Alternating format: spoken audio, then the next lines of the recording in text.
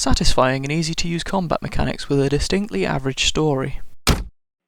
Blades of Time is essentially a hack-and-slash arena fighter with puzzles and platform elements littering the large-scale environments. The story follows Ayumi on her journey across an ancient island in the search of treasure and fighting any inhabitants that she comes across using powers gathered from strange altars. It's very stop-start at the beginning with cutscenes every few steps trying to introduce everything and trying to teach some of the basic abilities to get it rolling. Though the way in which it does this starts to become a little overwhelming as it piles all the abilities on and then gives you specific instances in which you should use them, some of which are just used briefly and then disappear for a long time, and by the time you need them again you're just spamming abilities trying to remember which one was needed. The combat is very simple to use for the most part, and allows you to just button mash your way through if that's what you want to do. But the satisfaction comes from building up the rage bar and letting loose a huge explosion before picking off any stragglers. There are some creatures which have more intricate attack patterns which require you to duck and dive your way through before pummeling their chops.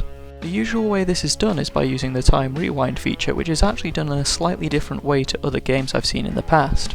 Instead of being used as a correction tool, the rewind is used to combine multiple attacks to break through shields or to activate multi-stage executions. It's also used extensively throughout the puzzles as a way of activating multiple switches or dashing through a door while your previous self activates the button. The shooting mechanics are very basic and do nothing more than serving their purpose. The only time it gets spiced up a little is with the large weapons in the form of a rocket launcher and an ice cannon, both of which are probably some of the most ridiculous looking weapons I've ever seen. These do add another element to some of the fights, but specifically the ice cannon can become very clumsy to use as weapon switches require you to drop it, and they don't remain frozen for long. The artistic design throughout is very well done, everything is beautifully put together, the levels look fantastic, the monsters range from grotesque to downright evil, and the elaborate machinery setups for doors and portals is awesome. It has everything from large ancient architectural masterpieces through to futuristic spaceship corridors, and it makes for a very varied and striking experience. Although some of the design has obvious influences from other games and stories, it doesn't feel forced and portrays an unusual otherworldly adventure particularly well. The way in which it explains the sudden changes in environment isn't exactly complicated. It essentially boils down to, you're teleporting, get used to it. The story is entirely average overall, it does nothing to pretend that it is doing something that has never been done before. The only part of it that can start to grate as it goes on is the characters. Ayumi is the type of main character that points absolutely everything out, and actually struggles to count to 3 at one point. In one portion of the game they just seem to start prefixing everything with Sky, on the Sky Islands populated by the Sky Guards who don't fly outside the Sky Boys. It's just lazy naming.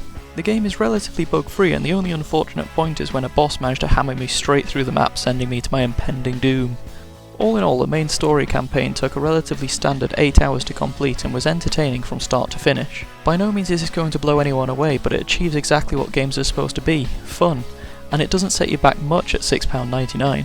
It does have DLC available in the form of the aptly named Dismal Swamp, which follows the 2 side characters through a boring wave-based story, without most of the interesting abilities that Ayumi has. I would avoid this even if you already own it, as it adds nothing to the story and is essentially just an unnecessary grind.